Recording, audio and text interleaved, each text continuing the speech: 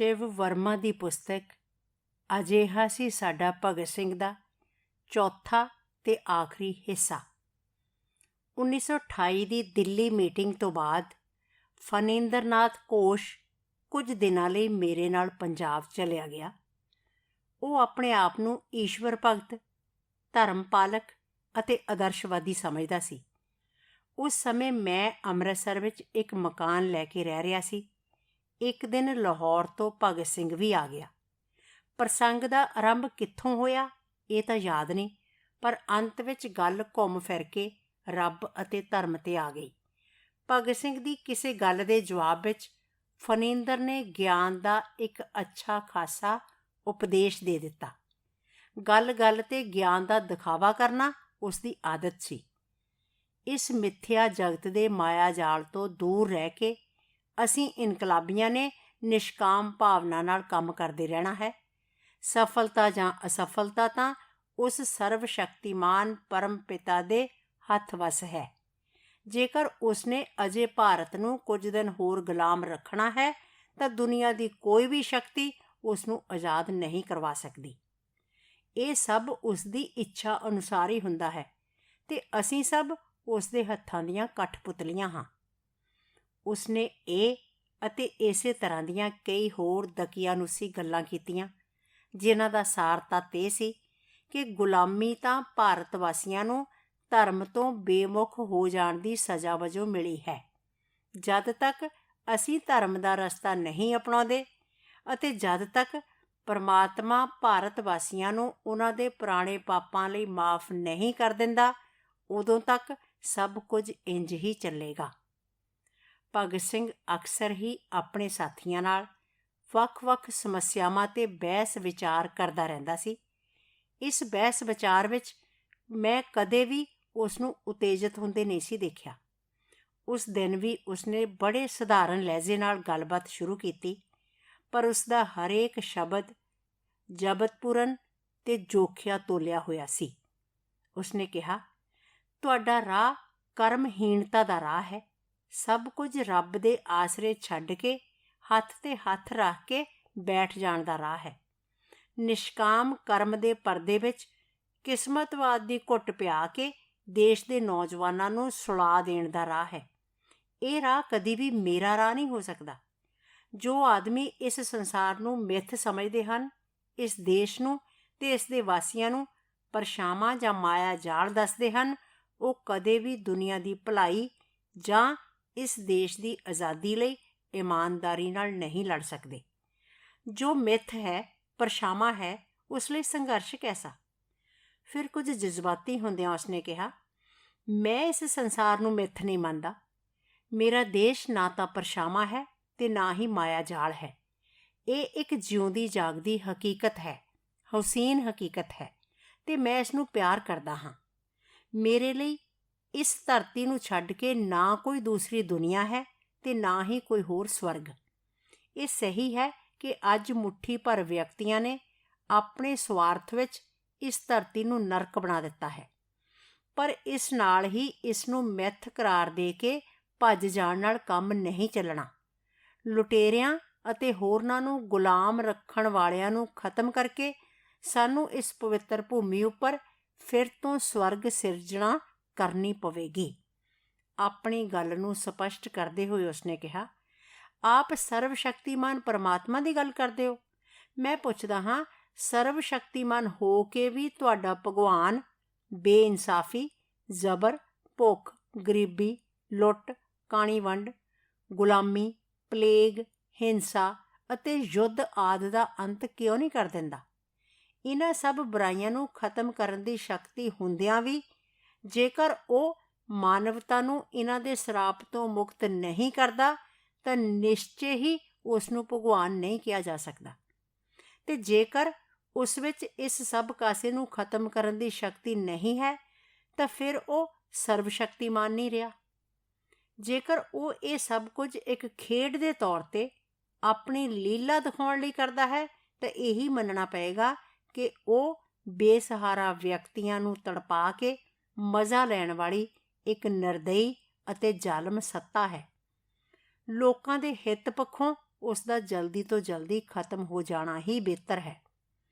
ਮਾਇਆਵਾਦ, ਕਿਸਮਤਵਾਦ, ਈਸ਼ਵਰਵਾਦ ਨੂੰ ਲੁਟੇਰੇ ਹਾਕਮਾਂ ਵੱਲੋਂ ਸਧਾਰਨ ਲੋਕਾਂ ਨੂੰ ਭਰਮ ਵਿੱਚ ਉਲਝਾਉਣ ਲਈ ਇਜਾਦ ਕੀਤੀ ਗਈ ਜ਼ਹਿਰੀਲੀ ਬੂਟੀ ਤੋਂ ਵੱਧ ਮੈਂ ਕੁਝ ਨਹੀਂ ਸਮਝਦਾ। ਕੀ ਤੁਸੀਂ ਧਰਮ ਅਤੇ ਅਧਰਮ ਵਿੱਚ ਵੀ ਫਰਕ ਨਹੀਂ ਕਰਦੇ? ਫਨਿੰਦਰ ਨੇ ਪੁੱਛਿਆ। ਤੁਸੀਂ ਧਰਮ ਦੀ ਗੱਲ ਕਰਦੇ ਹੋ, ਪਰ ਇਸ ਤੋਂ ਤੁਹਾਡਾ ਮਤਲਬ ਕੀ ਆ? ਇਸ ਨੂੰ ਸਪਸ਼ਟ ਕਿਉਂ ਨਹੀਂ ਕਰਦੇ? ਭਗਤ ਸਿੰਘ ਨੇ ਕਿਹਾ, ਮੇਰਾ ਵਿਸ਼ਵਾਸ ਹੈ ਕਿ ਜਿਨ੍ਹਾਂ ਅਰਥਾਂ ਵਿੱਚ ਹੁਣ ਤੱਕ ਇਹ ਸ਼ਬਦ ਇਸਤੇਮਾਲ ਹੁੰਦਾ ਆਇਆ ਹੈ, ਉਹਨਾਂ ਅਰਥਾਂ ਵਿੱਚ ਹੁਣ ਇਸ ਦੀ ਲੋੜ ਨਹੀਂ ਰਹੀ। ਹੁਣ ਤੱਕ ਦੇ ਲਗਭਗ ਸਭ ਧਰਮਾਂ ਨੇ ਮਨੁੱਖ ਨੂੰ ਇੱਕ ਦੂਜੇ ਤੋਂ ਦੂਰ ਕੀਤਾ ਹੈ, ਆਪਸ ਵਿੱਚ ਲੜਾਇਆ ਹੈ। ਦੁਨੀਆ ਵਿੱਚ ਹੁਣ ਤੱਕ ਜਿੰਨਾ ਧਰਮ ਦੇ ਠੇਕੇਦਾਰਾਂ ਨੇ ਧਰਮ ਦੇ ਨਾਂ 'ਤੇ ਖੂਨ ਬਹਾਇਆ ਹੈ, ਉਹਨਾਂ ਸ਼ਾਇਦ ਹੀ ਕਿਸੇ ਹੋਰ ਨੇ ਬਹਾਇਆ ਹੋਵੇ। ਸੱਚੀ ਗੱਲ ਤਾਂ ਇਹ ਹੈ ਕਿ ਇਸ ਧਰਤੀ ਦਾ ਸਵਰਗ ਧਰਮ ਦੇ ਬੁਰਕੇ ਵਿੱਚ ਹੀ ਉਜਾੜਿਆ ਗਿਆ ਹੈ। ਜੋ ਧਰਮ ਇਨਸਾਨ ਨੂੰ ਇਨਸਾਨ ਤੋਂ ਵੱਖ ਕਰੇ, ਮੁਹੱਬਤ ਦੀ ਥਾਂ ਇੱਕ ਦੂਜੇ ਨਾਲ ਨਫ਼ਰਤ ਕਰਨੀ ਸਿਖਾਏ, ਅੰਧ ਵਿਸ਼ਵਾਸਾਂ ਨੂੰ ਸ਼ਹਿ ਦੇ ਕੇ ਲੋਕਾਂ ਦੇ ਬੌਧਿਕ ਵਿਕਾਸ ਵਿੱਚ ਅੜਿੱਕਾ ਬਣੇ, ਦਿਮਾਗਾਂ ਨੂੰ ਖੁੰਡਾ ਕਰੇ, ਉਹ ਕਦੇ ਵੀ ਮੇਰਾ ਧਰਮ ਨਹੀਂ ਬਣ ਸਕਦਾ। ਮੇਰੇ ਲਈ ਹਰ ਉਹ ਕਦਮ ਜੋ ਇਨਸਾਨ ਨੂੰ ਸੁਖੀ ਬਣਾ ਸਕੇ, ਬਰਾਬਰੀ, ਖੁਸ਼ਹਾਲੀ ਅਤੇ ਭਾਈਚਾਰੇ ਦੇ ਮਾਰਗ 'ਤੇ ਇੱਕ ਕਦਮ ਅੱਗੇ ਲਿਜਾ ਸਕੇ, ਉਹੀ ਧਰਮ ਹੈ। ਦੋ ਸ਼ਬਦਾਂ ਵਿੱਚ ਕਹਾਂ ਤਾਂ ਇਹ ਧਰਤੀ ਅਤੇ ਇਸ ਧਰਤੀ ਉੱਪਰ ਵੀ ਭਾਰਤ ਦੀ ਇਹ ਪਵਿੱਤਰ ਭੂਮੀ ਮੇਰਾ ਸਵਰਗ ਹੈ। ਇਸ ਉੱਪਰ ਵਿਚਰਨ ਵਾਲਾ ਹਰ ਸ਼ਖਸ, ਹਰ ਇਨਸਾਨ ਮੇਰਾ ਦੇਵਤਾ ਹੈ, ਭਗਵਾਨ ਹੈ। ਭਗਵਾਨ ਨੂੰ ਭਗਵਾਨ ਨਾਲ ਲੜਾ ਕੇ ਮੇਰੇ ਸਵਰਗ ਨੂੰ ਨਰਕ ਬਣਾਉਣ ਵਾਲੀਆਂ ਸ਼ਕਤੀਆਂ ਨੂੰ ਖਤਮ ਕਰਕੇ ਇਨਸਾਨ ਨੂੰ ਜਮਾਤ ਰਹਿਤ ਸਮਾਜ ਵੱਲ ਅੱਗੇ ਵਧਾਉਣ ਦਾ ਹਰ ਯਤਨ, ਹਰ ਕਦਮ ਮੇਰਾ ਧਰਮ ਹੈ। ਫਨਿੰਦਰ ਦਲ ਦਾ ਪੁਰਾਣਾ ਮੈਂਬਰ ਹੋਣ ਦੇ ਨਾਲ ਨਾਲ ਭਗਤ ਸਿੰਘ ਤੋਂ ਉਮਰ ਵਿੱਚ ਵੀ ਕਾਫੀ ਵੱਡਾ ਸੀ। ਉਹ ਸੰਘਰਸ਼ ਦੇ ਉਸ ਦੌਰ ਦੀ ਉਪਜ ਸੀ ਜਦੋਂ ਦਲ ਵਿੱਚ ਜੋ ਕੁਝ ਦਾਦਾ ਨੇ ਕਿਹਾ ਉਹ ਸਹੀ ਹੈ ਦਾ ਬੋਲਬਾਲਾ ਸੀ। ਫਨਿੰਦਰ ਆਪਣੇ ਆਪ ਨੂੰ ਦਾਦਾ ਹੀ ਸਮਝਦਾ ਸੀ। ਸਿਆਸੀ ਸੋਝੀ ਪੱਖੋਂ ਕੋਰਾ ਹੋਣ ਦੇ ਬਾਵਜੂਦ ਵੀ ਉਹ ਅਜਿਹੀ ਲੈਕਚਰਬਾਜ਼ੀ ਕਰਕੇ ਹੀ ਆਪਣੀ ਦਾਦਾਗਿਰੀ ਨੂੰ ਸੰਤੁਸ਼ਟ ਕਰਦਾ ਸੀ। ਭਗਤ ਸਿੰਘ ਦੇ ਸਾਹਮਣੇ ਜਦ ਉਸ ਦਾ ਹੰਕਾਰ ਢਹਿਣ ਲੱਗਾ ਤਾਂ ਉਸਨੇ ਵਿਅੰਗ ਦੇ ਲਹਿਜੇ ਵਿੱਚ ਕਿਹਾ, ਇਸ ਧਰਤੀ ਨੂੰ ਸਵਰਗ ਬਣਾਉਣ ਲਈ ਨਾ ਜਾਣੇ ਕਿੰਨੇ ਮਸੀਹੇ ਆਏ ਤੇ ਮੂੰਹ ਦੀ ਖਾ ਕੇ ਤੁਰਦੇ ਬਣੇ। ਹੁਣ ਤੂੰ ਆਇਆ, 2-4 ਦਿਨਾਂ ਵਿੱਚ ਤੇਰੇ ਹੌਸਲੇ ਦਾ ਵੀ ਪਤਾ ਲੱਗ ਜਾਵੇਗਾ। ਅੰਤ ਨੂੰ ਹੋਣੀ ਉਹੀ ਹੈ ਜੋ ਰਾਮ ਨੂੰ ਭਾਵੇ। ਫਨਿੰਦਰ ਦੇ ਵਿਅੰਗ ਤੋਂ ਭਗਤ ਸਿੰਘ ਹੱਕਾ ਬੱਕਾ ਹੋ ਗਿਆ, ਪਰ ਉਸਨੇ ਸੰਜਮ ਨਹੀਂ ਗਵਾਇਆ। ਮੁਸਕਰਾਉਂਦਿਆਂ ਹੋਇਆਂ ਉਸਨੇ ਕਿਹਾ, ਫਨਿੰਦਰ, ਹੋ ਸਕਦਾ ਹੈ ਮੇਰੀ ਜ਼ਿੰਦਗੀ 4 ਦਿਨਾਂ ਦੀ ਹੀ ਹੋਵੇ, ਪਰ ਮੇਰਾ ਹੌਸਲਾ ਆਖਰੀ ਸਾਹਾਂ ਤੱਕ ਮੇਰਾ ਸਾਥ ਨਹੀਂ ਛੱਡੇਗਾ, ਇਸ ਦਾ ਮੈਨੂੰ ਭਰੋਸਾ ਹੈ। ਕੱਲ੍ਹ ਨੂੰ ਜੇ ਮੈਂ ਨਾ ਵੀ ਰਿਹਾ ਤਾਂ ਵੀ ਮੇਰਾ ਹੌਸਲਾ ਦੇਸ਼ ਦਾ ਹੌਸਲਾ ਬਣ ਕੇ ਲੁਟੇਰਿਆਂ ਦਾ ਅੰਤ ਤੱਕ ਪਿੱਛਾ ਕਰਦਾ ਰਹੇਗਾ। ਮੈਨੂੰ ਆਪਣੇ ਦੇਸ਼ ਦੇ ਭਵਿੱਖ ਵਿੱਚ ਯਕੀਨ ਹੈ। ਮੈਂ ਸੰਸਾਰ ਦੀ ਮਾਨਵਤਾ ਨੂੰ ਕਰਵਟ ਬਦਲਦੇ ਦੇਖ ਰਿਹਾ ਹਾਂ ਜੋ ਤੁਸੀਂ ਦੇਖ ਨਹੀਂ ਸਕਦੇ। ਤੁਸੀਂ ਹਰ ਗੱਲ ਲਈ ਭਗਵਾਨ ਦੀ ਤਰਫ ਝਾਕਦੇ ਹੋ। ਇਸ ਕਰਕੇ ਹੀ ਤੁਸੀਂ ਕਿਸਮਤਵਾਦੀ ਹੋ, ਨਿਰਾਸ਼ਾਵਾਦੀ ਹੋ। ਕਿਸਮਤਵਾਦ ਕਰਮ ਤੋਂ ਬੇਮੁਖ ਹੋਣ ਦਾ ਇੱਕ ਰਸਤਾ ਹੈ। ਨਿਰਬਲ, ਕਾਇਰ ਅਤੇ ਭਾਂਜਵਾਦੀ ਵਿਅਕਤੀਆਂ ਦੀ ਆਖਰੀ ਸ਼ਰਨ ਹੈ। ਰਹੀ ਗੱਲ ਮਸੀਹਿਆਂ ਦੀ, ਜੇ ਉਹਨਾਂ ਨੇ ਧਰਤੀ ਨੂੰ ਸਵਰਗ ਬਣਾਉਣ ਦੀ ਕੋਸ਼ਿਸ਼ ਕੀਤੀ ਹੁੰਦੀ ਤਾਂ ਸ਼ਾਇਦ ਦੁਨੀਆ ਦੀ ਇਹ ਤਸਵੀਰ ਨਾ ਹੁੰਦੀ ਜਿਹੜੀ ਆਪਾਂ ਅੱਜ ਦੇਖ ਰਹੇ ਹਾਂ। ਉਹਨਾਂ ਨੇ ਧਰਤੀ ਦੀ ਬਜਾਏ ਆਕਾਸ਼ 'ਤੇ ਹੀ ਸਵਰਗ ਵਸਾਇਆ ਹੈ, ਇਸ ਲਈ ਉਹ ਕਾਰਗਰ ਨਹੀਂ ਹੋ ਸਕੇ। ਅੱਜ ਦਾ ਨਵਾਂ ਇਨਸਾਨ ਹਵਾ ਵਿੱਚ ਮਹੱਲ ਖੜ੍ਹੇ ਨਹੀਂ ਕਰਨਾ ਚਾਹੁੰਦਾ। ਉਸਨੇ ਆਪਣੇ ਸਵਰਗ ਦੀ ਬੁਨਿਆਦ ਇਸ ਧਰਤੀ ਦੀ ਠੋਸ ਜ਼ਮੀਨ 'ਤੇ ਖੋਦਣੀ ਸ਼ੁਰੂ ਕਰ ਦਿੱਤੀ ਹੈ। ਅੱਜ ਦਾ ਹਰ ਇਨਸਾਨ ਮਸੀਹਾ ਹੈ ਤੇ ਇਸੇ ਕਰਕੇ ਹੀ ਮੈਨੂੰ ਉਸ ਉੱਪਰ ਵਿਸ਼ਵਾਸ ਹੈ। ਭਗਤ ਸਿੰਘ ਸ਼ਾਇਦ ਕੁਝ ਹੋਰ ਕਹਿੰਦਾ, ਪਰ ਇਸ ਸਮੇਂ ਸੁਖਦੇਵ ਆ ਗਿਆ। ਉਹ ਆਪਣੇ ਨਾਲ ਬਹੁਤ ਸਾਰੀਆਂ ਭੁੱਜੀਆਂ ਹੋਈਆਂ ਛੱਲੀਆਂ ਲੈ ਕੇ ਆਇਆ ਸੀ। ਛੱਲੀਆਂ ਸਾਹਮਣੇ ਸੁੱਟਦਿਆਂ ਉਸਨੇ ਕਿਹਾ, ਇਹ ਠੰਡੀਆਂ ਹੋ ਜਾਣਗੀਆਂ, ਪਹਿਲਾਂ ਇਹਨਾਂ ਨਾਲ ਨਿਬੜ ਲਓ। ਦਾਦਾ ਨਾਲ ਤਾਂ ਬਾਅਦ ਵਿੱਚ ਵੀ ਨਿਬੜ ਸਕਦੇ ਹੋ। ਸੁਖਦੇਵ ਦੇ ਮੂੰਹ ਫੱਟ ਹੋਣ ਦੇ ਸੁਭਾਅ ਤੋਂ ਫਨਿੰਦਰ ਬਹੁਤ ਘਬਰਾਉਂਦਾ ਸੀ। ਸੁਖਦੇਵ ਉਸ ਦੀ ਗਿਆਨ ਚਰਚਾ ਦਾ ਅਕਸਰ ਹੀ ਮਖੌਲ ਉਡਾਇਆ ਕਰਦਾ ਸੀ। ਉਸਨੇ ਸੁਖਦੇਵ ਦੀ ਗੱਲ ਦਾ ਸਮਰਥਨ ਕਰਦਿਆਂ ਇੱਕ ਛੱਲੀ ਚੁੱਕ ਲਈ। ਗਰਮਾ ਗਰਮ ਯਥਾਰਥ ਸਾਹਮਣੇ ਕਲਪਨਾ ਦਾ ਸਵਰਗ ਫਿੱਕਾ ਪੈ ਗਿਆ ਤੇ ਗਿਆਨ ਚਰਚਾ ਖਤਮ ਹੋ ਗਈ। ਦਿੱਲੀ ਤੋਂ ਬਾਅਦ ਅਸੀਂ ਲਾਹੌਰ ਸਾਜ਼ਿਸ਼ ਕੇਸ ਵਿੱਚ ਮੁਲਜ਼ਮ ਦੀ ਹੈਸੀਅਤ ਵਿੱਚ ਅਦਾਲਤ ਵਿੱਚ ਫਿਰ ਮਿਲੇ। 10 ਜੁਲਾਈ 1929 ਨੂੰ ਜਦ ਸਾਡਾ ਕੇਸ ਸ਼ੁਰੂ ਹੋਇਆ ਤਾਂ ਭਗਤ ਸਿੰਘ ਭੁੱਖ ਹੜਤਾਲ ਉੱਪਰ ਸੀ। ਉਸਨੂੰ ਅਸੈਂਬਲੀ ਬੰਬ ਕੇਸ ਵਿੱਚ ਉਮਰ ਕੈਦ ਹੋ ਚੁੱਕੀ ਸੀ ਤੇ ਹੁਣ ਬ੍ਰਿਟਿਸ਼ ਰਾਜ ਦੇ ਖਿਲਾਫ ਜੰਗ ਛੇੜਨ ਦੇ ਦੋਸ਼ ਵਿੱਚ ਸਾਡੇ ਨਾਲ ਉਸ ਉੱਤੇ ਦੁਬਾਰਾ ਕੇਸ ਚੱਲਣਾ ਸੀ। ਖਾਣਾ ਛੱਡਿਆਂ ਉਸਨੂੰ 1 ਮਹੀਨੇ ਤੋਂ ਉੱਪਰ ਅਰਸਾ ਹੋ ਚੱਲਿਆ ਸੀ। ਫਿਰ ਉਹ ਅਦਾਲਤ ਵਿੱਚ ਆਇਆ।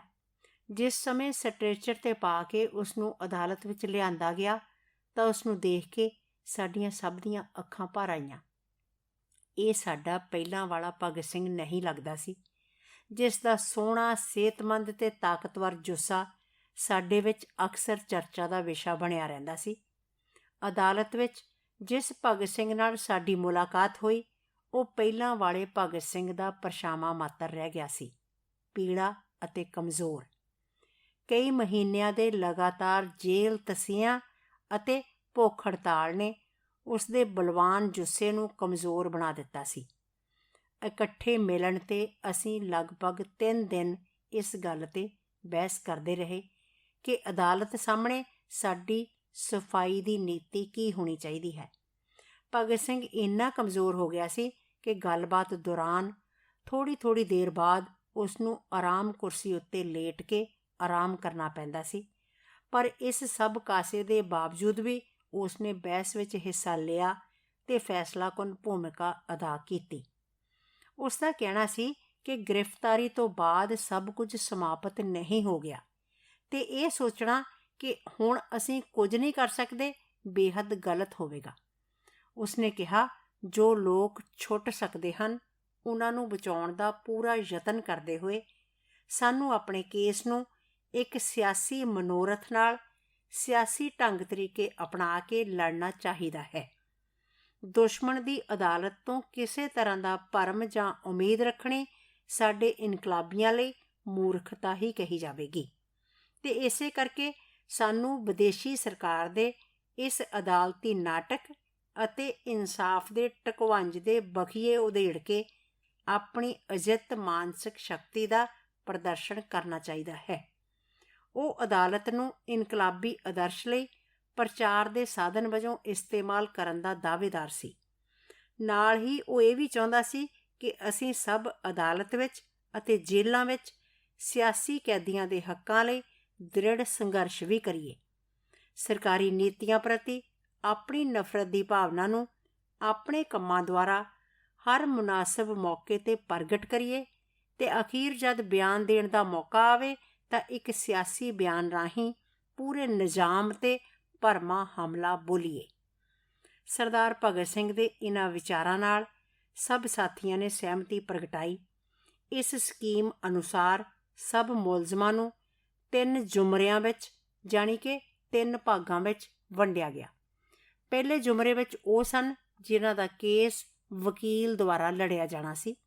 ਇਸ ਵਿੱਚ 5 ਸਾਥੀ ਸਨ: ਦੇਸਰਾਜ ਭਾਰਤੀ, ਪ੍ਰੇਮ ਦੱਤ, ਮਾਸਟਰ ਆਗਿਆ ਰਾਮ, ਅਜੇ ਘੋਸ਼ ਅਤੇ ਕਿਸ਼ੋਰੀ ਲਾਲ। ਦੂਜਾ ਜ਼ੁਮਰਾ ਦੁਸ਼ਮਣ ਦੀ ਅਦਾਲਤ ਨੂੰ ਮਾਨਤਾ ਨਾ ਦੇਣ ਵਾਲਿਆਂ ਦਾ ਸੀ। ਇਸ ਦਾ ਕੰਮ ਸੀ ਹਰ ਹਾਸਲ ਮੌਕੇ 'ਤੇ ਅਦਾਲਤੀ ਟਕਵੰਜ 'ਤੇ ਸਿਧਾਂਤਕ ਵਾਰ ਕਰਨਾ। ਇਹਨਾਂ ਸਾਥੀਆਂ ਨੇ ਟ੍ਰਿਬਿਊਨਲ ਦੇ ਸਾਹਮਣੇ ਪਹਿਲੇ ਦਿਨ ਜੋ ਬਿਆਨ ਦਿੱਤਾ ਉਸ ਬਾਰੇ ਅਦਾਲਤ ਦੇ ਜੱਜਾਂ ਨੇ ਲਿਖਿਆ ਸੀ, ਇਹ ਅੰਗਰੇਜ਼ੀ ਸਰਕਾਰ ਉੱਪਰ ਹਿੰਸਾ ਵਾਲਾ ਸਿਆਸੀ ਹਮਲਾ ਸੀ, ਕਿਉਂਕਿ ਖੁੱਲ੍ਹੀ ਅਦਾਲਤ ਵਿੱਚ ਇਸ ਭਾਸ਼ਣ ਦਾ, ਜਿਹੜਾ ਕਿ ਰਾਜ ਖਿਲਾਫ ਬਗਾਵਤ ਦੇ ਪ੍ਰਚਾਰ ਤੋਂ ਇਲਾਵਾ ਹੋਰ ਕੁਝ ਨਹੀਂ ਸੀ, ਪੜ੍ਹਿਆ ਜਾਣਾ ਬਹੁਤ ਹੀ ਅਣਉਚਿਤ ਸੀ। ਇਸ ਲਈ ਟ੍ਰਿਬਿਊਨਲ ਨੇ ਇਸ ਬਿਆਨ ਦਾ ਪੜ੍ਹਿਆ ਜਾਣਾ ਰੋਕ ਦਿੱਤਾ। ਬਿਆਨ ਦੇ ਅੰਤ ਵਿੱਚ ਕਿਹਾ ਗਿਆ ਸੀ, ਇਹਨਾਂ ਕਾਰਨਾਂ ਕਰਕੇ ਅਸੀਂ ਇਸ ਹਸਾਉਣੇ ਡਰਾਮੇ ਦਾ ਅੰਗ ਬਣਨ ਤੋਂ ਇਨਕਾਰ ਕਰਦੇ ਹਾਂ ਤੇ ਅਗਾਂਹ ਨੂੰ ਅਸੀਂ ਇਸ ਅਦਾਲਤ ਦੀ ਕਾਰਵਾਈ ਵਿੱਚ ਕਿਸੇ ਕਿਸਮ ਦਾ ਵੀ ਹਿੱਸਾ ਨਹੀਂ ਲਵਾਂਗੇ। ਇਸ ਜ਼ੁਮਰੇ ਵਿੱਚ ਸਨ ਮਹਾਵੀਰ ਸਿੰਘ, BK ਦੱਤ, ਡਾਕਟਰ ਗਿਆ ਪ੍ਰਸਾਦ, ਕੁੰਦਨ ਲਾਲ ਅਤੇ ਜਤਿੰਦਰ ਨਾਥ ਸਨਿਆਲ। ਤੀਸਰੇ ਜ਼ੁਮਰੇ ਵਿੱਚ ਉਹ ਬੰਦੇ ਸਨ ਜਿਨ੍ਹਾਂ ਨੇ ਆਪਣਾ ਕੇਸ ਖੁਦ ਲੜਨਾ ਸੀ। ਇਹਨਾਂ ਦਾ ਕੰਮ ਸੀ ਸਰਕਾਰੀ ਗਵਾਹਾਂ ਦੀ ਜ਼ਿਰਾ ਕਰਨਾ, ਮੁਖਬਰਾਂ ਅਤੇ ਗਵਾਹਾਂ ਦੇ ਮੂੰਹੋਂ ਆਪਣੀ ਗੱਲ ਕਹਾਉਣੀ। ਇਹਨਾਂ ਦੀ ਹਰ ਗੱਲ ਦਾ ਉਦੇਸ਼ ਪ੍ਰਚਾਰ ਹੀ ਸੀ। ਇਸ ਗਰੁੱਪ ਵਿੱਚ ਸਨ ਭਗਤ ਸਿੰਘ, ਸੁਖਦੇਵ, ਰਾਜਗੁਰੂ, ਸ਼ਿਵ ਵਰਮਾ, ਜੈਦੇਵ, ਵਿਜੇ ਕੁਮਾਰ ਸਿਨਹਾ, ਕਮਲਨਾਥ ਤਿਵਾੜੀ ਅਤੇ ਸੁਰਿੰਦਰ ਨਾਥ ਪਾਂਡੇ। ਅਦਾਲਤ ਦੇ ਮੰਚ ਨੂੰ ਪ੍ਰਚਾਰ ਦੇ ਸਾਧਨ ਵਜੋਂ ਵਰਤਣ ਦੀ ਸਾਡੀ ਇਹ ਵਿਉਂਤ ਬਹੁਤ ਸਫਲ ਰਹੀ। 10 ਜੁਲਾਈ ਨੂੰ ਜਦ ਸਾਡਾ ਕੇਸ ਸ਼ੁਰੂ ਹੋਇਆ ਤਾਂ ਭਗਤ ਸਿੰਘ ਅਤੇ ਦੱਤ ਭੁੱਖ ਹੜਤਾਲ ਉੱਪਰ ਸਨ। 13 ਜੁਲਾਈ 1929 ਨੂੰ ਬਾਕੀ ਸਾਥੀਆਂ ਨੇ ਵੀ ਇਹਨਾਂ ਸਾਥੀਆਂ ਦੁਆਰਾ ਉਠਾਈਆਂ ਮੰਗਾਂ ਲਈ ਭੁੱਖ ਹੜਤਾਲ ਕਰਨ ਦਾ ਫੈਸਲਾ ਕੀਤਾ। ਜੇਲ੍ਹਾਂ ਅੰਦਰ ਸਿਆਸੀ ਕੈਦੀਆਂ ਨਾਲ ਜੋ ਅਣਮਨੁੱਖੀ ਅਤੇ ਅਪਮਾਨਜਨਕ ਵਰਤਾਓ ਹੁੰਦਾ ਸੀ, ਇਸ ਖਿਲਾਫ ਫੜੇ ਜਾਣ ਉਪਰੰਤ ਅਸੀਂ ਸੰਘਰਸ਼ ਕਰਨਾ ਹੈ। ਇਹ ਫੈਸਲਾ ਕੇਂਦਰੀ ਕਮੇਟੀ ਨੇ ਬਾਹਰ ਰਹਿੰਦੇ ਸਮੇਂ ਹੀ ਕਰ ਲਿਆ ਸੀ। ਇਹ ਭੁੱਖ ਹੜਤਾਲ 63 ਦਿਨ ਚੱਲੀ। ਭਗਤ ਸਿੰਘ ਅਤੇ ਦੱਤ ਨੇ 3 ਮਹੀਨੇ ਤੋਂ ਉੱਪਰ ਸਮਾਂ ਲੰਘਾਇਆ। ਇਸ ਸਮੇਂ ਵੀ ਭਗਤ ਸਿੰਘ ਆਪਣਾ ਸਾਰਾ ਕੰਮ ਲਿਖਣਾ, ਪੜ੍ਹਨਾ, ਨਹਾਉਣਾ, ਅਦਾਲਤ ਜਾਣਾ, ਖਰੜੇ ਤਿਆਰ ਕਰਨਾ, ਸਰਕਾਰ ਨਾਲ ਚਿੱਠੀ ਪੱਤਰ ਕਰਨਾ, ਅਦਾਲਤ ਵਿੱਚ ਬਿਆਨ ਦੇਣਾ, ਹੱਸਣਾ, ਗੁਣਗੁਣਾਉਣਾ ਆਦਿ ਬਾਕਾਇਦਗੀ ਨਾਲ ਕਰਦਾ ਰਿਹਾ। ਕੇਸ ਦੌਰਾਨ ਭਗਤ ਸਿੰਘ ਅਤੇ ਦੱਤ ਨੂੰ ਲਾਹੌਰ ਸੈਂਟਰਲ ਜੇਲ੍ਹ ਵਿੱਚ ਰੱਖਿਆ ਗਿਆ ਸੀ, ਜਦਕਿ ਬਾਕੀ ਮੁਲਜ਼ਮਾਂ ਨੂੰ ਬੋਸਟਲ ਜੇਲ੍ਹ ਵਿੱਚ। ਬਚਾਅ ਲਈ ਆਪਸੀ ਸਲਾਹ ਮਸ਼ਵਰੇ ਦੇ ਬਹਾਨੇ ਉਹ ਦੋਨੋਂ ਹਰੇਕ ਐਤਵਾਰ ਬੋਸਟਲ ਜੇਲ੍ਹ ਆ ਜਾਂਦੇ ਸਨ। ਭਗਤ ਸਿੰਘ ਕਈ ਵਾਰ ਭੁੱਖ ਹੜਤਾਲ ਦੇ ਬਾਵਜੂਦ ਵੀ ਬੋਸਟਲ ਜੇਲ੍ਹ ਆਇਆ। ਜੇਲ੍ਹਾਂ ਵਿੱਚ ਕਿਤਾਬਾਂ ਦੀ ਸਹੂਲਤ ਸੀ ਅਤੇ ਸ਼ੁਰੂ ਤੋਂ ਹੀ ਪੜ੍ਹਨ ਲਿਖਣ ਦਾ ਮਾਹੌਲ ਬਣ ਗਿਆ ਸੀ। ਆਪਸ ਵਿੱਚ ਸਿਧਾਂਤਕ ਅਤੇ ਸਿਆਸੀ ਸਮੱਸਿਆਵਾਂ 'ਤੇ ਬਹਿਸ ਵੀ ਹੁੰਦੀ, ਪਰ ਭਗਤ ਸਿੰਘ ਦੇ ਆ ਜਾਣ ਨਾਲ ਇਸ ਸਭ ਕਾਸੇ ਵਿੱਚ ਇੱਕ ਨਵੀਂ ਰੂਹ ਭਰ ਜਾਂਦੀ। ਉਸ ਦਿਨ ਸ਼ਾਇਦ ਹੀ ਕੋਈ ਵਿਸ਼ਾ ਅਣਛੋਇਆ ਰਹਿ ਜਾਂਦਾ ਹੋਵੇ। ਹਫ਼ਤੇ ਭਰ ਵਿੱਚ ਪੜ੍ਹੀਆਂ ਕਿਤਾਬਾਂ, ਮਾਰਕਸਵਾਦ, ਸੋਵੀਅਤ ਸੰਘ ਦੀ ਤਰੱਕੀ, ਅਫਗਾਨਿਸਤਾਨ ਦੇ ਫੇਰ-ਬਦਲ, ਚੀਨ ਅਤੇ ਜਾਪਾਨ ਦਾ ਤਣਾਅ, ਲੀਗ ਆਫ ਨੇਸ਼ਨਜ਼ ਦਾ ਨਿਕੰਮਾਪਨ, ਮੇਰਠ ਕੇਸ, ਮਜ਼ਦੂਰਾਂ ਦੇ ਸੰਘਰਸ਼, ਭਾਰਤੀ ਸਰਮਾਏਦਾਰ ਜਮਾਤ ਦੀ ਭੂਮਿਕਾ, ਕਾਂਗਰਸ ਦੀਆਂ ਸਰਗਰਮੀਆਂ, ਲਾਹੌਰ ਕਾਂਗਰਸ ਵਿੱਚ ਮਨੋਰਥ ਦੀ ਤਬਦੀਲੀ ਦਾ ਸਵਾਲ ਆਦਿ ਸਭ ਵਿਸ਼ਿਆਂ 'ਤੇ ਚਰਚਾ ਹੁੰਦੀ। ਵੈਸੇ ਤਾਂ ਸਾਡੇ ਕੇਸ ਨਾਲ ਸੰਬੰਧਿਤ ਸਭ ਸਾਥੀਆਂ ਦੀ ਪੜ੍ਹਨ ਲਿਖਣ ਦੀ ਚੰਗੀ ਰੁਚੀ ਸੀ, ਪਰ ਭਗਤ ਸਿੰਘ ਇਸ ਮਾਮਲੇ ਵਿੱਚ ਸਭ ਤੋਂ ਮੋਹਰੀ ਸੀ। ਕਮਿਊਨਿਜ਼ਮ ਉਸ ਦਾ ਮਨਭਾਉਂਦਾ ਵਿਸ਼ਾ ਹੁੰਦੇ ਹੋਏ ਵੀ ਨਾਵਲਾਂ ਵਿੱਚ ਉਸ ਦੀ ਕਾਫੀ ਦਿਲਚਸਪੀ ਸੀ। Dickens, Upton Sinclair, Hall Caine, Victor Hugo, Gorky, Oscar Wilde, Leonid Andreyev ਉਸ ਦੇ ਮਹਿਬੂਬ ਲੇਖਕ ਸਨ। ਲਿਓਨਦ ਐਂਦਰੀਏਵ ਦੀ ਚਰਚਿਤ ਕਿਤਾਬ 7 ਉਹ ਜੋ ਫਾਂਸੀ ਝੂਲ ਗਏ ਉਸ ਨੇ ਅਦਾਲਤ ਵਿੱਚ ਸਾਨੂੰ ਪੜ੍ਹ ਕੇ ਸੁਣਾਈ। ਕਿਤਾਬ ਦਾ ਇੱਕ ਪਾਤਰ ਜਿਸ ਨੂੰ ਮੌਤ ਦੀ ਸਜ਼ਾ ਹੋਈ ਸੀ ਲਗਾਤਾਰ ਇਹੀ ਦੁਹਰਾਉਂਦਾ ਰਹਿੰਦਾ ਸੀ, ਮੈਨੂੰ ਫਾਂਸੀ ਨਹੀਂ ਲੱਗਣੀ ਚਾਹੀਦੀ। ਜਦ ਉਸਨੂੰ ਫਾਂਸੀ 'ਤੇ ਚੜ੍ਹਾਉਣ ਲਈ ਲਿਜਾਇਆ ਗਿਆ ਤਾਂ ਵੀ ਉਹ ਕਮਜ਼ੋਰ ਆਵਾਜ਼ ਵਿੱਚ ਬਾਰ-ਬਾਰ ਇਹੀ ਕਹਿ ਰਿਹਾ ਸੀ, ਮੈਨੂੰ ਫਾਂਸੀ ਨਹੀਂ ਲੱਗਣੀ ਚਾਹੀਦੀ। ਭਗਤ ਸਿੰਘ ਜਦ ਕਹਾਣੀ ਦੇ ਇਸ ਪ੍ਰਸੰਗ 'ਤੇ ਪਹੁੰਚਿਆ ਤਾਂ ਉਸਦੀਆਂ ਅੱਖਾਂ ਵਿੱਚ ਹੰਝੂ ਆ ਗਏ। ਉਸ ਸਮੇਂ ਮੌਤ ਉੱਤੇ ਫਤਿਹ ਪਾਉਣ ਵਾਲੇ ਆਪਣੇ ਸਾਥੀ ਨੂੰ ਮੌਤ ਤੋਂ ਡਰੇ ਹੋਏ ਇੱਕ ਨਾਵਲ ਦੇ ਪਾਤਰ ਨਾਲ ਹਮਦਰਦੀ ਵਿੱਚ ਹੰਝੂ ਵਹਾਉਂਦੇ ਦੇਖ ਕੇ ਸਭ ਦੇ ਦਿਲ ਭਰ ਆਏ ਸਨ। ਜਿੰਨੀ ਦਿਨੀ ਸਾਡਾ ਕੇਸ ਚੱਲ ਰਿਹਾ ਸੀ, ਉਨੀ ਦਿਨੀ ਆਮ ਕਰਕੇ ਹਰ ਦੂਜੇ ਤੀਜੇ ਦਿਨ ਪੁਲਿਸ ਵਾਲਿਆਂ ਜਾਂ ਜੇਲ੍ਹ ਅਧਿਕਾਰੀਆਂ ਨਾਲ ਝਗੜਾ ਜਾਂ ਕੁੱਟਮਾਰ ਚੱਲਦੀ ਰਹਿੰਦੀ ਸੀ। ਉਹਨਾਂ ਝਗੜਿਆਂ ਵਿੱਚ ਮੇਰੇ ਜਿਹੇ ਸੁੱਕੜ ਵਿਅਕਤੀ ਥੋੜ੍ਹੀ ਕੁੱਟ ਖਾ ਕੇ ਹੀ ਬਚ ਜਾਂਦੇ ਸਨ। ਲੱਤਾਂ, ਘਸੁੰਨਾਂ ਤੇ ਡੰਡਿਆਂ ਦੀ ਮਾਰ ਜ਼ਿਆਦਾਤਰ 5-6 ਵਿਅਕਤੀਆਂ ਦੇ ਹਿੱਸੇ ਹੀ ਆਉਂਦੀ ਸੀ। ਦੇਖਣ ਵਿੱਚ ਮੋਟੇ ਤਕੜੇ, ਉਹਨਾਂ ਸਾਥੀਆਂ ਨੂੰ ਜਿਵੇਂ ਅਧਿਕਾਰੀਆਂ ਨੇ ਇਸੇ ਕੰਮ ਲਈ ਚੁਣ ਲਿਆ ਸੀ। ਰਾਜਨੀਤਿਕ ਸਮੱਸਿਆਵਾਂ ਉੱਪਰ ਬਹਿਸ ਵਿੱਚ ਹੀ ਨਹੀਂ, ਸਗੋਂ ਕੁੱਟ ਖਾਣ ਵਾਲੇ ਸਾਥੀਆਂ ਦੀ ਲਿਸਟ ਵਿੱਚ ਵੀ ਭਗਤ ਸਿੰਘ ਸਭ ਤੋਂ ਅੱਗੇ ਸੀ। ਅੰਤ ਵਿੱਚ ਫੈਸਲੇ ਦਾ ਦਿਨ ਆ ਗਿਆ। ਭਗਤ ਸਿੰਘ ਨੂੰ ਫਾਂਸੀ ਦੀ ਸਜ਼ਾ ਹੋਵੇਗੀ, ਇਸ ਲਈ ਅਸੀਂ ਪਹਿਲਾਂ ਤੋਂ ਤਿਆਰ ਸੀ। ਫਿਰ ਵੀ ਇਹ ਸੁਣ ਕੇ ਮੇਰੇ ਸਿਰ ਨੂੰ ਚੱਕਰ ਜਿਹਾ ਆ ਗਿਆ। ਕੱਲ੍ਹ ਤੱਕ ਜੋ ਅਨੁਮਾਨ ਸੀ ਉਹ ਹੁਣ ਹਕੀਕਤ ਬਣ ਕੇ ਸਾਹਮਣੇ ਆ ਰਿਹਾ ਸੀ। ਸਜ਼ਾ ਦੇ ਬਾਅਦ ਸਾਨੂੰ ਵੀ ਬੋਸਟਲ ਜੇਲ੍ਹ 'ਚੋਂ ਹਟਾ ਕੇ ਕੇਂਦਰੀ ਜੇਲ੍ਹ ਵਿੱਚ ਰੱਖਿਆ ਗਿਆ। ਉੱਥੋਂ ਦੇ ਨਵੇਂ ਅਤੇ ਪੁਰਾਣੇ ਦੋਵੇਂ ਫਾਂਸੀ ਦੇ ਹਾਤੇ ਆਪਸ ਵਿੱਚ ਜੁੜੇ ਹੋਏ ਸਨ। ਭਗਤ ਸਿੰਘ, ਸੁਖਦੇਵ ਅਤੇ ਰਾਜਗੁਰੂ ਨਵੇਂ ਹਾਤੇ ਵਿੱਚ ਸਨ ਤੇ ਅਸੀਂ ਪੁਰਾਣੇ ਹਾਤੇ ਵਿੱਚ। ਇਸ ਰਾਤ ਅਚਾਨਕ ਸਾਡੀਆਂ ਕੋਠੜੀਆਂ ਦੇ ਤਾਲੇ ਖੁੱਲ੍ਹੇ ਤੇ ਸਾਨੂੰ ਸਭ ਨੂੰ ਚੱਲਣ ਲਈ ਕਿਹਾ ਗਿਆ। ਸਾਡੇ ਸਾਥੀਆਂ ਨੂੰ ਫਾਂਸੀ ਦੇਣ ਤੋਂ ਪਹਿਲਾਂ ਹੀ ਸਰਕਾਰ ਸਾਨੂੰ ਕਿਸੇ ਹੋਰ ਜਗ੍ਹਾ ਭੇਜ ਦੇਣਾ ਚਾਹੁੰਦੀ ਸੀ। ਜੇਲ੍ਹ ਦਾ ਵੱਡਾ ਦਰੋਗਾ ਆਪਣੀ ਪੂਰੀ ਫੋਰਸ ਨਾਲ ਸਾਨੂੰ ਫਾਟਕ ਵੱਲ ਲੈ ਚੱਲਿਆ। ਉਸਨੇ ਕੁਝ ਦੂਰ ਜਾ ਕੇ ਸਾਨੂੰ ਪੁੱਛਿਆ, ਆਪਣੇ ਸਾਥੀਆਂ ਨੂੰ ਮਿਲਣਾ ਚਾਹੁੰਦੇ ਹੋ? ਇਸ ਉਦਾਰਤਾ ਲਈ ਧੰਨਵਾਦ ਲੈ ਕੇ ਉਸਨੇ ਨਵੇਂ ਹਾਤੇ ਦਾ ਫਾਟਕ ਖੁਲਵਾਇਆ। ਭਗਤ ਸਿੰਘ, ਸੁਖਦੇਵ ਤੇ ਰਾਜਗੁਰੂ ਦੀਆਂ ਕੋਠੜੀਆਂ ਸਾਹਮਣੇ ਸਾਨੂੰ ਲਿਜਾ ਕੇ ਖੜਾ ਕਰ ਦਿੱਤਾ। ਜ਼ਿੰਦਗੀ ਵਿੱਚ ਫਿਰ ਕਦੀ ਇਹ ਸਾਥੀ ਦੇਖਣ ਨੂੰ ਨਹੀਂ ਮਿਲਣਗੇ, ਇਸ ਵਿਚਾਰ ਨਾਲ ਸਭ ਦੇ ਚਿਹਰੇ ਉਦਾਸ ਸਨ। ਉਹਨਾਂ ਤੋਂ ਅੰਤਮ ਵਿਦਾਈ ਲੈ ਕੇ ਜਦ ਅਸੀਂ ਚੱਲਣ ਲੱਗੇ ਤਾਂ ਸਾਡੇ 'ਚੋਂ ਇੱਕ ਜੈਦੇਵ ਕਪੂਰ ਨੇ ਭਗਤ ਸਿੰਘ ਨੂੰ ਪੁੱਛਿਆ, ਸਰਦਾਰ ਜੀ, ਤੁਸੀਂ ਮਰਨ ਜਾ ਰਹੇ ਹੋ। ਮੈਂ ਜਾਣਨਾ ਚਾਹੁੰਦਾ ਸਾਂ ਕਿ ਤੁਹਾਨੂੰ ਇਸ ਦਾ ਅਫਸੋਸ ਨਹੀਂ। ਸਵਾਲ ਸੁਣ ਕੇ ਪਹਿਲਾਂ ਤਾਂ ਭਗਤ ਸਿੰਘ ਠਹਾਕਾ ਮਾਰ ਕੇ ਹੱਸਿਆ ਤੇ ਫਿਰ ਗੰਭੀਰ ਹੋ ਕੇ ਬੋਲਿਆ, ਇਨਕਲਾਬ ਦੇ ਰਾਹ 'ਤੇ ਕਦਮ ਰੱਖਣ ਸਮੇਂ ਮੈਂ ਸੋਚਿਆ ਸੀ, ਜੇਕਰ ਮੈਂ ਆਪਣਾ ਜੀਵਨ ਦੇ ਕੇ ਦੇਸ਼ ਦੇ ਕੋਨੇ-ਕੋਨੇ ਤੱਕ ਇਨਕਲਾਬ ਜ਼ਿੰਦਾਬਾਦ ਦਾ ਨਾਅਰਾ ਪਹੁੰਚਾ ਸਕਿਆ ਤਾਂ ਮੈਂ ਸਮਝੂੰਗਾ ਕਿ ਮੈਨੂੰ ਆਪਣੇ ਜੀਵਨ ਦੀ ਕੀਮਤ ਮਿਲ ਗਈ। ਅੱਜ ਫਾਂਸੀ ਦੀ ਕੋਠੜੀ ਵਿੱਚ ਲੋਹੇ ਦੀਆਂ ਸੀਖਾਂ ਪਿੱਛੇ ਬੈਠ ਕੇ ਵੀ ਮੈਂ ਕਰੋੜਾਂ ਦੇਸ਼ ਵਾਸੀਆਂ ਦੀ ਜ਼ੁਬਾਨ ਤੋਂ ਇਸ ਨਾਅਰੇ ਦੀ ਗੂੰਜ ਸੁਣ ਸਕਦਾ ਹਾਂ। ਮੈਨੂੰ ਵਿਸ਼ਵਾਸ ਹੈ ਕਿ ਇਹ ਨਾਅਰਾ ਆਜ਼ਾਦੀ ਸੰਗਰਾਮ ਦੀ ਚਾਲਕ ਸ਼ਕਤੀ ਦੇ ਰੂਪ ਵਿੱਚ ਸਾਮਰਾਜਵਾਦੀਆਂ ਉੱਪਰ ਅੰਤ ਤੱਕ ਚੋਟਾਂ ਮਾਰਦਾ ਰਹੇਗਾ। ਫਿਰ ਕੁਝ ਰੁਕ ਕੇ ਆਪਣੀ ਸੁਭਾਵਕ ਮੁਸਕਰਾਹਟ ਵਿੱਚ ਉਸਨੇ ਹੌਲੀ ਜਿਹੀ ਕਿਹਾ, ਅਤੇ ਇੰਨੀ ਛੋਟੀ ਜ਼ਿੰਦਗੀ ਦਾ ਇਸ ਨਾਲੋਂ ਵੱਧ ਮੁੱਲ ਹੋਰ ਹੋ ਹੀ ਕੀ ਸਕਦਾ ਹੈ। ਮੈਂ ਸਭ ਤੋਂ ਪਿੱਛੇ ਸੀ। ਵਿਦਾਇਗੀ ਲੈਂਦੇ ਸਮੇਂ ਮੇਰੀਆਂ ਅੱਖਾਂ ਵਿੱਚ ਹੰਝੂ ਆ ਗਏ। ਮੈਨੂੰ ਰੋਂਦਿਆਂ ਦੇਖ ਕੇ ਉਸਨੇ ਕਿਹਾ, ਜਜ਼ਬਾਤੀ ਹੋਣ ਦਾ ਅਜੇ ਸਮਾਂ ਨਹੀਂ ਆਇਆ ਪ੍ਰਭਾਤ। ਮੈਂ ਤਾਂ ਕੁਝ ਹੀ ਦਿਨਾਂ ਵਿੱਚ ਸਭ ਝੰਜਟਾਂ ਤੋਂ ਮੁਕਤ ਹੋ ਜਾਵਾਂਗਾ, ਪਰ ਤੁਹਾਨੂੰ ਤਾਂ ਇੱਕ ਲੰਮਾ ਸਫ਼ਰ ਤੈਅ ਕਰਨਾ ਪਵੇਗਾ। ਮੈਨੂੰ ਵਿਸ਼ਵਾਸ ਹੈ ਜ਼ਿੰਮੇਵਾਰੀ ਦੇ ਭਾਰੀ ਬੋਝ ਦੇ ਬਾਵਜੂਦ ਇਸ ਲੰਮੀ ਮੁਹਿੰਮ ਅੰਦਰ ਤੁਸੀਂ ਨਾ ਥੱਕੋਗੇ, ਨਾ ਹੌਸਲਾ ਹਾਰੋਗੇ ਤੇ ਨਾ ਹੀ ਹਾਰ ਮੰਨ ਕੇ ਰਸਤੇ ਵਿੱਚ ਬੈਠ ਜਾਓਗੇ। ਇਹ ਕਹਿ ਕੇ ਉਸਨੇ ਸੀਖਾਂ 'ਚੋਂ ਦੀ ਹੱਥ ਵਧਾ ਕੇ ਮੇਰਾ ਹੱਥ ਫੜ ਲਿਆ। ਜੇਲ੍ਹ ਦਰੋਗੇ ਨੇ ਕੋਲ ਆ ਕੇ ਹੌਲੀ ਜਿਹੇ ਕਿਹਾ, ਚੱਲੋ।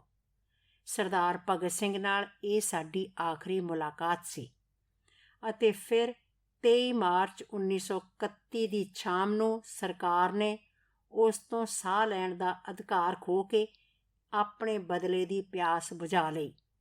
ਬੇਇਨਸਾਫੀ ਅਤੇ ਲੁੱਟ-ਖਸੁੱਟ ਖਿਲਾਫ ਬਗਾਵਤ ਕਰਨ ਵਾਲੇ 3 ਹੋਰ ਗੱਭਰੂਆਂ ਦੀਆਂ ਜ਼ਿੰਦਗੀਆਂ ਜਲਾਦ ਦੇ ਫੰਦੇ ਨੇ ਖਤਮ ਕਰ ਦਿੱਤੀਆਂ।